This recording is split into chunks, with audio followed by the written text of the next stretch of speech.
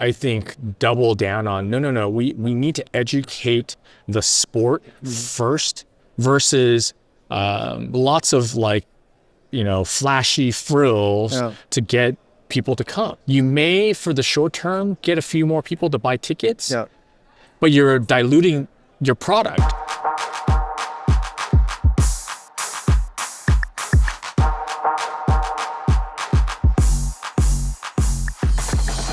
Jim, welcome to the Creative Drive by Racer Podcast. It's good to see you. It's PRI 2024. What's going on, man? It's day one. It's been a little bit of a whirlwind day. We start the day off pretty early with our grand opening breakfast. We had a couple of great things that, first time, a great guest, Travis Pastrana, rode in a dirt bike. So that was really cool. And we created a PRI Hall of Fame and inducted our first two inductees. One was Ed Eskandarian, and the other was the PRI founder, Steve Lewis. So it's great to have Steve back in the building, and he's been a kind of a mentor, somebody I looked up to, really been supportive of my career. So just happy to have him back. Did you do one of those State of the Union type speeches at the breakfast today? Well, the PRI new president, Mike Good, kicked off the morning, addressed our 2,500 of our closest friends about him, a little bit about himself, about the direction where we want to go, and really just reconnecting and connecting with our constituents, which is the industry. This is what mainly this show is about, but really the organization as a whole is to just promote and prop up the industry as a whole. Right. From your point of view, where is the industry? Like, what are your thoughts on the industry? Where are we heading here? Well, post-pandemic, from my previous background, right, as a race series, operator, we saw a surge in live event attendance. I think people really wanted that live experience back. You saw it in motorsports. You saw it in sports in general. You saw it in concerts and festivals. We had thought 21 was a little bit of a fluke. It would maybe drop back down a little bit and kind of go back to a more realistic place. Instead, it continued to grow, and I think that's I hate to keep going back to post-pandemic. I mean, it's been years, but that's really kind of the world we're in, right? Is the experiential for a fan, for a general consumer. They're looking for experiences, and racing offers that. If it's the right promoter, the right event, obviously, it's a visceral experience, and it ties to people's passions. Now, on the other side of it, those that participate, from many accounts, car count is up, entries are up. So will that make it a little bit challenging for teams to secure the funding that's needed? I'm sure it's never easy, but with more participants, I'm sure it's going to be a competitive place. So teams and drivers have to work a little bit more creatively and harder to make themselves stand out, to make their programs successful. But it's been generally positive across the board for kind of everybody that's involved in motorsports. Yeah. So you just mentioned you're running a sanctioned body, you're running Formula Drift, you're co-founder of Formula Drift. How long has it been since you came over to PRI? Is it like 3 years now? Yeah. So I came towards the end of 21. So the 2021 show was the first PRI show as an employee of PRI, and so this is my fourth show since show since coming on board. How has that transition been for you, like coming to an organization and from a running events? And well, I think from running events, it's I feel that it's pretty similar. Whether you are a festival coordinator, or you're putting on a concert, or even you're a wedding coordinator and putting on a banquet in an event. It's fairly similar, right? The prep is, there's a lot of prep to get you to a really short window, which is the show, the event, whatever it is. And that cadence is all very similar. So from that standpoint, it wasn't too difficult or intimidating. It was more about learning how things are done, what type of things are being done, who is doing what. So that was actually quite a, I would say easy. That was a smooth transition, and something that I was kind of excited about because let's put some of the know-how into the paces, and I remember thinking like the first year, like some of the folks on the team were like, oh, you're kind of pretty calm in this. I'm like, trust me, right? We're all, event people, like we're always putting out fires, right? Though we try to, minimize and mitigate that. But yeah, things happen all the time at an event. So it's all good, right? So we have to problem solve, and we have to tackle that. Organizationally is a little bit different, right? So PRI is a subsidiary of SEMA. So the organization as a whole has somewhere in the neighborhood of 130 or so employees. So it's quite a big team, much bigger than our 7-person staff at Formula Drift. Right. So there's a lot more team members, departments to work with, to coordinate, to communicate with. So that was a little bit more of a challenging transition. And me not being the buck didn't stop with me, which is great. It's a double-edged sword, right? It takes a little bit of pressure off, like, oh, you're not the sole decision maker. But at the same time, then the communication becomes really critical, because you have to bring a group of people together, big or small, find consensus, find some compromise, and then a decision can be made and move forward. You can't micromanage anymore because you're not 7 people anymore, right? You're a big group, so you had to delegate a lot of. Not that you were micromanaging. No, I guess I get what you mean, but absolutely, and you're right. Like I don't micromanage. I don't want to, and I don't like to, because the aspiration is always like you are hiring or bringing on or working with team members that you trust, and part of that trust is that they are experts in their field, and they need to be able to, obviously there's some accountability and all that kind of stuff, but they are experts in what they do. So let's trust them to do and give them some clean air, in front of them to be able to do what they do. But yeah, there's definitely just a lot more moving pieces. Right. So, I know you were traveling to France, to the FIA and things like that. So what was that? What were you doing with them, and has that helped you here with your new position? Yeah, it has. I think so my role with the FIA is that I'm a commission member. Okay. So there's multiple commissions, different topics, from driver safety to circuit racing to rally off-road. There's a sim racing one too, and, right? and now there's a sim racing commission that I think just got approved. So we were a drifting working group, and then we became a drifting commission. So I've been in that group since day one. We're on, I would say, I think year 7.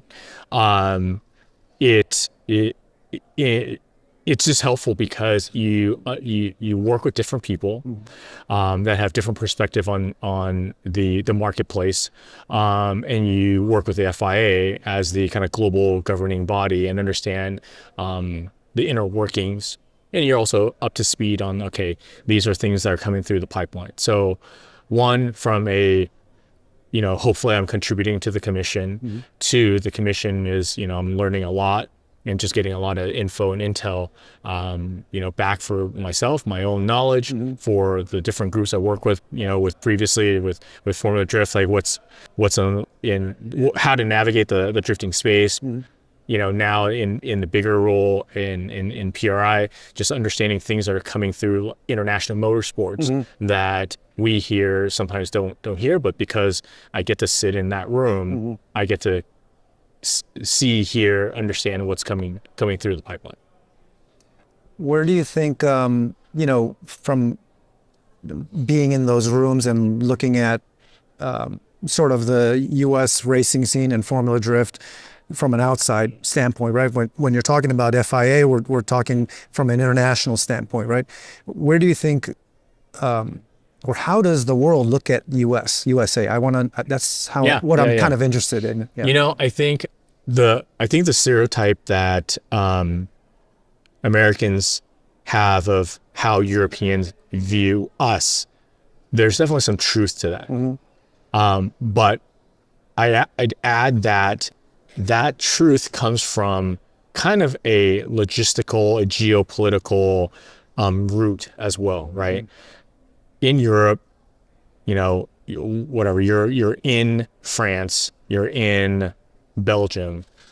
Within 8 hours, you are in 20 countries, which is 20 different languages, cultures, maybe even customs, more. and maybe even more, right? Et cetera, et cetera. Right. So needing to work together and compromise, and a lot of cross-border activities, it just has to be done. Yeah. Like you just can't be isolated. And so there is a kind of a closer, I guess, bond or inner working relationships because geographically, logistically, it's just closer. And the population centers are smaller. Whereas then you are now, in the U.S. and you're separated by the Atlantic Ocean, and you're in a place where, we only border 2 countries. Mm-hmm. So we have the population, the land mass, the geography, the financial strength that is the U.S. Mm-hmm. So it's a double-edged sword, right? It's one is that you can be isolated and it doesn't really matter. Right. At the same time, you can be isolated and it does matter because now you're functioning in a world of its own. And I think that is a challenge. So in the drifting world, it's like, Formula Drift has done so much and is, probably and with my bias and some truth to that is, definitely the leading series in terms of fans and exposure, and is probably leading, if not the leader, in terms of the technical regulations. But that doesn't necessarily translate to, say, the European, South American, Asian market as quickly or as readily available simply because of geography, because we can't send a judge, a technical advisor, and an ambassador back and forth across the Atlantic. Right. Whereas someone in the UK to France to Netherlands to Sweden, it's so easy to kind of cross-pollinate. Yeah. So I feel like those are kind of like the borders and the boundaries. So we then become kind of an isolated place where we develop things that are maybe very uniquely American. Yeah. How about drifting though? Drifting is from Japan, right? And why do you think drifting was able to become so popular here in the U.S.? Probably more so than in Japan now. I feel like it came from Japan, originated from Japan, but you guys have taken the sport to a whole new level in the past 22 years. Yeah. Why do you think you guys were able to, or Formula Drift was able to do that? I think Formula Drift was able to kind of jump to that kind of international global level quickly and kind of the first to do that. Kind of like what we were talking about with the FIA and boundaries and geography is that the U.S. is a hugely mature sports marketing, motorsports environment, and it's got the population and the finances to be able to support something in the continental United States, and it doesn't have to leave to be able to be successful and to thrive. Right. So that gave us the kind of the fuel to grow faster because the fans were more engaged. The fans were more, vocal and proactive, and they brought a lot of energy. The brand supported it. They understood marketing metrics. They understood activation. They understood how to work with teams and sponsor teams. And all those things helped foundationally. And on top of that, we're also fortunate that English is a language that is spoken in, more places in the world than Japanese is in this case. And we were at the forefront as social media started exploding. We were there at the ground level, with Facebook, with like testing out live streaming, being on, Instagram, so on and so forth. So we had attractive content to place online, and we placed it online, communicating in English, which a majority of the world understood. And so all those kind of pieces came in and just grew it so fast. So we were able to accelerate our growth. And, if you're in a small country, name whatever 100 of them, I'm the champion of that particular country multiple times in drifting. Where else can I go? What's next? I'm going to go to the US, and I'm going to try to tackle and succeed in that market. And so we were fortunate too, in that a lot of international drivers came. And even Japanese drivers starting to come to the US, like the top ones. I attribute, I was telling Ryan about this, but the success was you and Ryan's understanding of obviously social media, but the openness of the series to creators. And, you guys had a TV deal and live streaming deal, but you guys were very open about, footage and access, and fueled with social media. That was, basically, that's why the sport, I feel like the brand was able to grow so much more than the original brands, the Japanese brands, because the Japanese brands were all more closed-minded about that kind of stuff. There is just there's a mixture of experiences and circumstances. Some were controllable and some were not, right? Things that we learned from previous events that, a company that we worked together at, seeing how different motorsports kind of, succeeded and failed. And some of them were just our own circumstances. Yes, we opened the pits because we saw that in NHRA. But we also opened the pits because we knew nobody knew who these drivers were, and we needed to create some connection.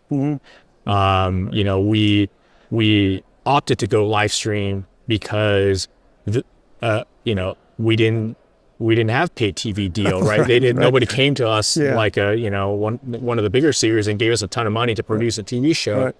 And producing TV shows to pay for airtime is a ton of money. And we got more traction, more audience, more eyeballs through live streaming. So we opted to, do that.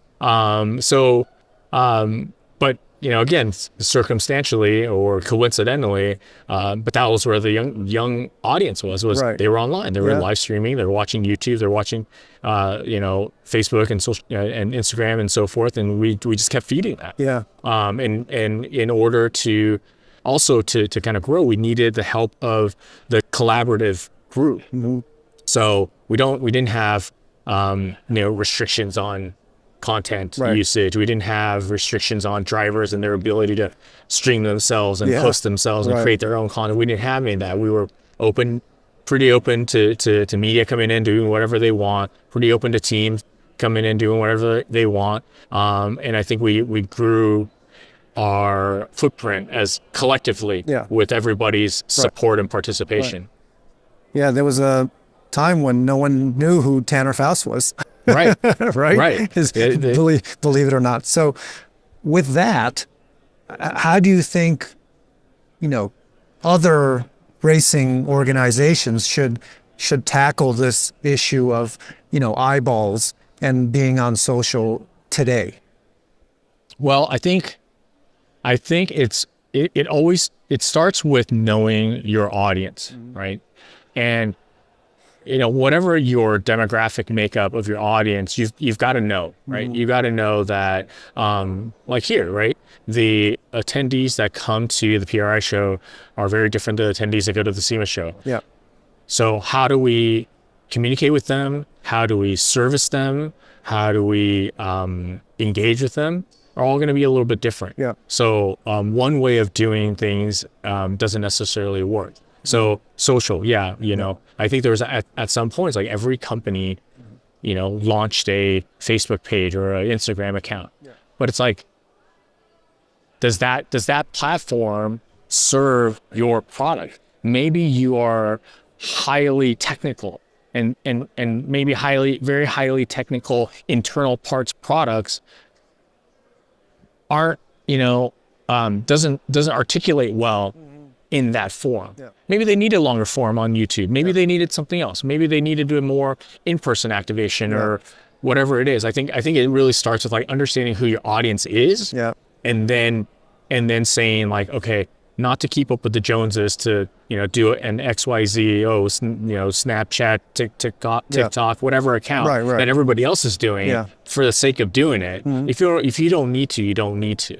And so for race series, it's kind of the same thing, right? What is my audience? Where am I serving? Am I drawing more locally versus internationally versus nationally? Like, what is it? Do I have a traveling group? Do I have a driving group?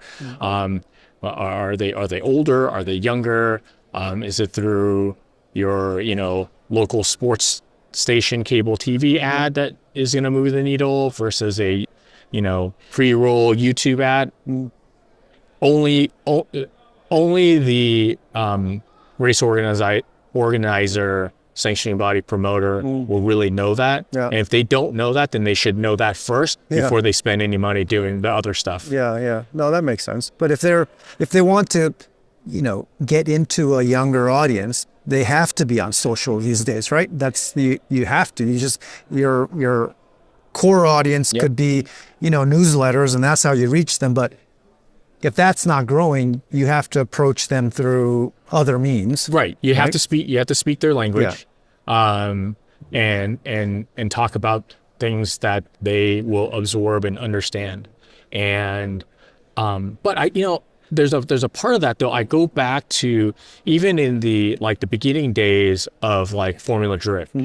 That was also kind of at the peak of like import car shows, right? And those type of events. And so, there's a lot of pressure to kind of do things for the sake of doing. We I think double down on no. We need to educate the sport first, that this is a sport, this is how it's done, versus lots of flashy frills to get people to come, right? Like those are the days of like car shows and like umbrella girls and models and like that kind of stuff. It's like, but you may for the short term get a few more people to buy tickets, but you're diluting the product right? Like you're really trying to sell a particular type of racing or whatever the event is. You're really trying to sell that. But instead, you've watered it down and actually maybe distracted or confused people with all this other stuff. And so really at the end of the day, when umbrella girls or, import models, whatever it is, becomes not the thing that attracts people, well, if that's what you relied on, then your core product is now like, oh, what is that again? And then, what other new glitzy, flashy thing do I have to, bring in, or do I need to bring in a musical act or a whatever, dance group or whatever it is. But again, at the end, you still trying to sell a particular, racing product. So I think you can communicate that to young people through a youthful channel. But just kind of, I'd say conservatively, you still want to talk about your product. You know, what is it about it? What's unique about it? Is it driver skill? Is it, oh my gosh, the type of horsepower that they're producing? Or look at the tracks that we're going to. Look at the facility. Look. You know, we're feeding the stars of tomorrow. If you want to see the next XYZ level driver, you can see them here. It's close race, whatever it is, right? That you want to educate while also attract. Yeah. What are your thoughts on the explosion of the popularity of Formula One in the U.S.? I mean, they have 3 races now, right? And you know, Netflix, Drive to Survive. I mean, it's explosion is pretty crazy. Have you like felt anything from your standpoint? I mean, what are your thoughts on that? Yeah, I mean, I think it's you know, maybe not as obviously impactful as what Formula One is feeling, but what Formula One has done is has kind of a residual effect, a trickle down effect. Right. You know, I hate saying trickle down because it's like, you know, tiered, but like there's a spreading effect of what they've done. Now you've got way more people that are kind of first timers to a track, to a race, to watching racing. Now saying, oh, this is kind of cool. So are they then naturally saying, okay, well, now I'm going to watch NASCAR races? Maybe not. Right. But are they less adverse to, if you were watching Formula One with somebody and say, hey, by the way, this weekend there's this other thing, Daytona 500, let's watch that too. Right. Will that person be less adverse to watch that? No. I think the barrier of entry gets brought down because of Drive to Survive, because of what, you know, Formula One is doing, and because the kind of the star-studdedness of what they bring, right? You know, your listeners might kill me, but so, you know, I have 2 daughters. Yes, they're Taylor Swift, you know, freaks, and they're crazy fans. I have a girl too, I know. And our house is, you know, Taylor Swift music like 95% of the day. But in that same comparison, if I may, right? Yes, everybody hates the Chiefs because of, you know, hardcore football fans hate the Chiefs because of Taylor and you know, Travis and so forth. But at the same time, how many more fans have been brought into football? So maybe as a whole, for the sport of football, you've just brought in a more diverse and probably younger fan base to add to, and all that should serve to all the better for the health of a sport, right? Yeah. Because those teams need to, you know, I mean, they make tons of money already, but they need to make money. Yeah. The athletes need to make money. So you're kind of feeding that system. And so I think, you know, kind of back to your like F1 question is like, yeah, like it you know, it feeds the system. There are, you know, fans and brands and more interest, tracks, and there's just more interest. Right. Yeah. So the show, I've been, you know, here for less than 24 hours and I haven't been able to walk around the show, but new trends, you know, I noticed that I saw a bunch of like sim racing stuff that's probably expanded. I know you had more, you know, you had sim racing here before, but now the Lucas Oil Stadium is all like, well, part of it is you have the whole section on sim racing.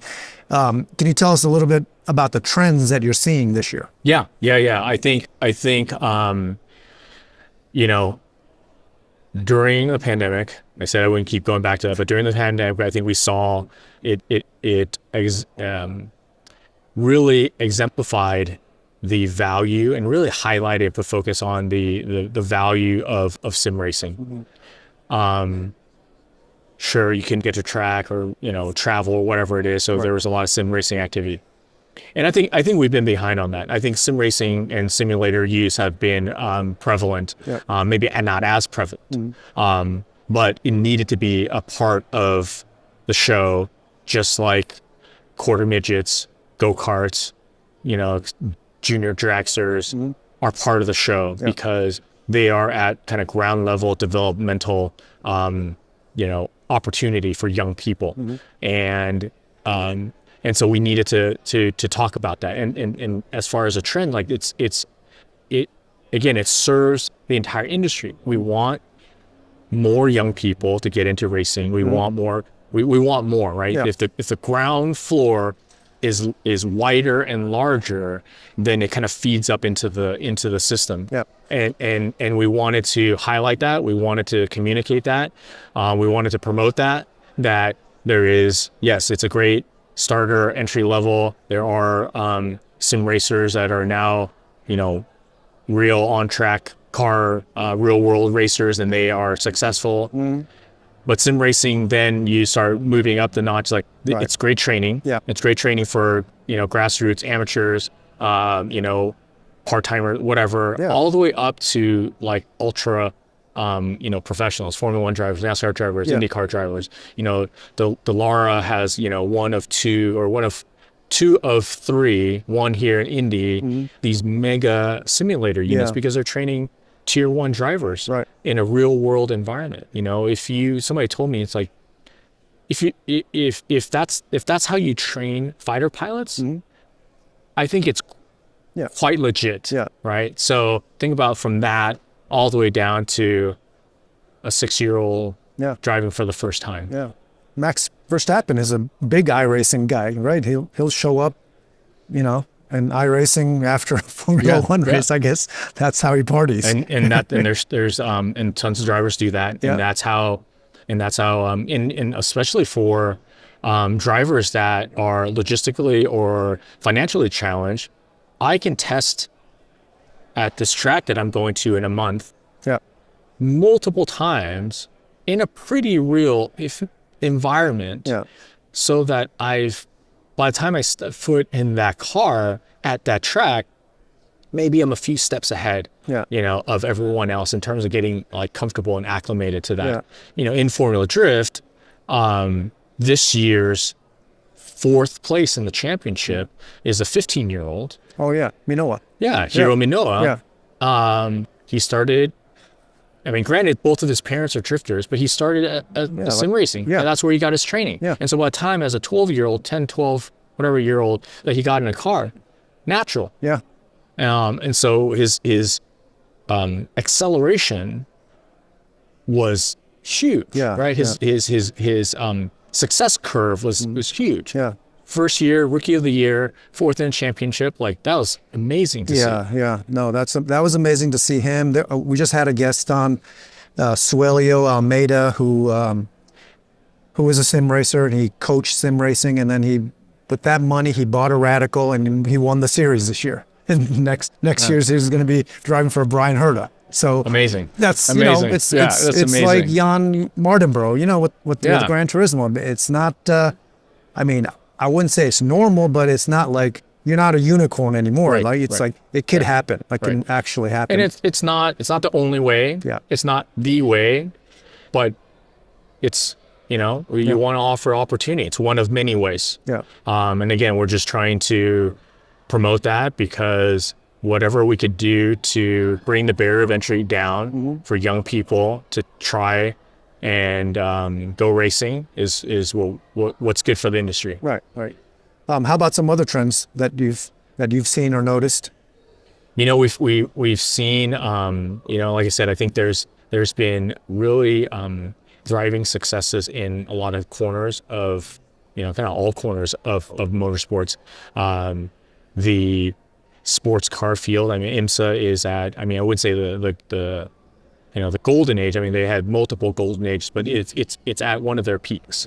With the number of manufacturers that are involved. SRO's GT America program has full entry lists across the board. I think we're seeing all of it.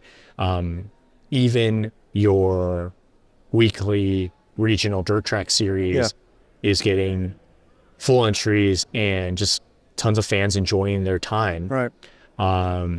Off-road. I can't name, there's just, I wouldn't say a trend. I would say it just continues to trend up. Yeah. With how much, how healthy everybody is. No, that's awesome. So it's December now, but for 2025, what are your goals and objectives for the new year? Well, I think this is with our new president in place. This is his kind of first show, in the steering wheel or behind the steering wheel. We're gonna work through how. Yeah, I mean, everything is being looked upon with fresh eyes. Mm-hmm. I think obviously there's some things that are not broken and are done really well. Mm-hmm. The show team it's a well-oiled machine and Mm-hmm. produces this thing like, you can't tell from the outside.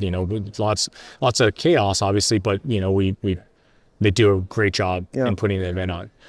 But we do need to get back out there and connect and reconnect at tracks with teams.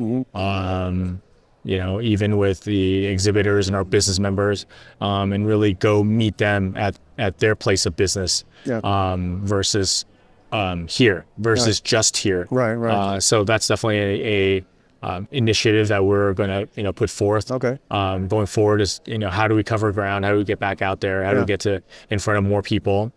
And then as we kind of talked about with like bringing in young people, we have to be better at connecting with technical schools and with engineering programs. Right. And there are schools that have motorsports engineering programs. There are schools that have even just sports marketing programs. Right. We need to find a way to connect so that those students are exposed to an industry that maybe they have some interest in. And they're studying something that could be useful and relevant in this industry, but they didn't know how to be a part of it, Right. or they didn't know the size, scope, depth, Right. Diversity of what this industry has to offer. Yeah. So our podcast is called The Creative Drive. Well, you created Formula Drift, and you are not a creative, but you've created businesses. What is your creative drive? What drives you to create and build things? That's a great question. Yeah, I mean, I think I haven't thought about that until more recently. It's like, like what kind of is, what's your success, right? I think there's a part of it where, there's I don't know, DNA, family, Right. experience. Just like there's an entrepreneurial, it's almost like a hobby to hey, let's solve a problem, solve a task, create something that could be successful. There's that kind of pragmatic part of it, but I feel like I've been really drawn to, or maybe it's like a, I don't know, epiphany, drawn to like connections, right? Is what I'd say I'm fairly introverted generally, socially, but in this environment there's almost like a different side, and I love kind of connecting people, and that makes me feel like there's a success that, hey, I know somebody that's doing something and somebody that's needing something, and how do we get them to talk to each other, and hopefully something comes about that, and kind of finding ways to fill those holes, finding ways to bridge those needs. I think really has been more my drive, and I've been kind of honing into that as don't be shy about sharing contacts, don't be shy about sharing ideas, don't be kind of selfish and kind of hoarding that kind of stuff. It's if you guys can meet and talk and do something and it's good for you, hey, great. And if we've created an environment on top of that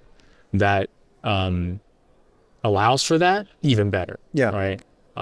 So that's just kind of been the draw. Yeah, that's cool. Whatever you give comes back, right? So I'm a believer in networking, as you say. It's like when you're gracious about, or free about connecting people without thinking about what's gonna, how are you going to benefit from that, then it eventually comes back to you, right? Because you're just connecting people, and then one day they're going to be, oh, maybe I should, call up Jim because, he was just because, right? Right. Yeah. Right, And then right. it's just reciprocal, Yeah. Yeah. And you also find out about people too, right? Yeah, Like, hey, if exactly. it doesn't go a certain way because, certain people, then cool. Noted, right? Like, okay, next time, maybe not. Yeah, maybe next time. No. Yeah. All right. Well, Jim, thanks a lot for your time. What do you have rest of the week? I mean, you're going to be busy as heck, but I mean, what are your plans? Obviously meetings and things like that. Yeah. I mean, today was a big haul. We had a breakfast this morning. Right. We had, the last 3 days, we're just kind of getting everybody in and settled. What I like about, the show and going to like the SEMA show is like, I try my best not to set meetings and I just walk. Yeah. And kind of like what we just talked about, like what's that drive? It's like, it's great to like run into people I haven't seen. It's great to find out about what they're doing.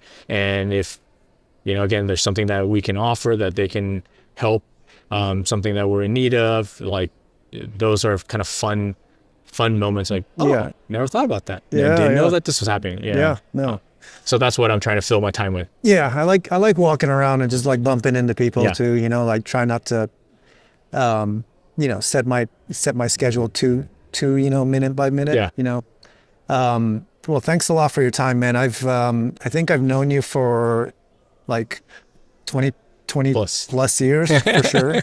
I remember the day when we were at SEMA's International Auto Salon. Oh, wow. Oh, yeah. And you and Ryan came to our booth because we had our best motoring booth, and you left like a Formula Drift flyer or something there, and then we're like, what is this? And you're like, well, can we leave this here? It's like, sure, yeah, you leave them here. And that was like early 2000s, man. That was like a very, very long time ago. Yeah. But it's amazing. Yeah, it's been amazing. I mean, I've admire your work. And congratulations, man. I mean, you've done great things, and then you're still doing great things, So I'm happy for you, man. Thank you. Congratulations on your success, and thanks for talking to me. Yeah, no, thanks for talking to me. Yeah. All right, man. Thanks, man. Yeah. Thanks for watching and listening to The Creative Drive, where we offer listeners a candid look into the minds of automotive creators and their journeys. The Creative Drive is available on all podcast platforms, and we have a bunch of awesome guests lined up for you guys, so please subscribe so you don't miss any episodes. If you're interested in partnering with us, or if you have any feedback, please email us at podcasts@racer.com. That's podcasts with an S @racer.com. The Creative Drive is produced by Racer Studios. Thanks to my producer, Molly Binks, creative director, George Tamayo, Brian Conzone, and it's edited by Andrew Snyder. I'm your host, Taro Koki. Thanks for watching again, and we'll see you soon.